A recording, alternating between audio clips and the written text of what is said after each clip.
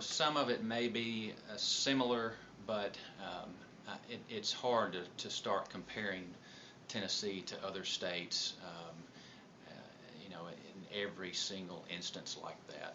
I think the Tennessean, the voters back in November elected us to come to work, and we are here doing the work of our constituents of every type, of every background, and I think that we need to be engaged on all of these pieces of legislation, and in the next 2 or 3 weeks, hopefully, we'll get a chance to do that.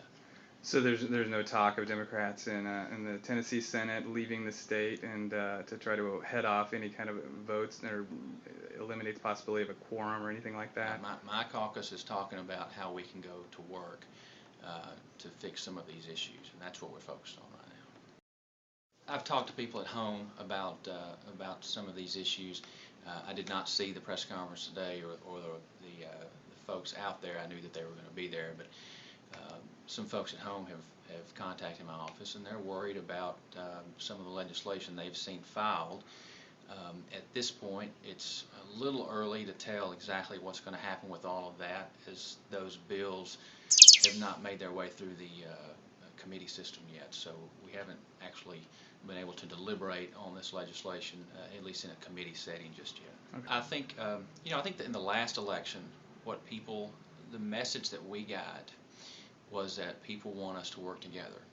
And so a lot of that is going to depend on the sponsors of the legislation and to what extent they are willing to work with everybody on those committees and on the floor on each of these bills, and the members who will be affected by those legislation. I mean, the members of those organizations who will be affected by those pieces of legislation. So I would think on just about any piece of legislation we could reach some type of an agreement, but we are not at the point yet where we know exactly what those sponsors are going to want to try to do, because again, we haven't had those committee meetings yet. I'm hopeful that we will get there.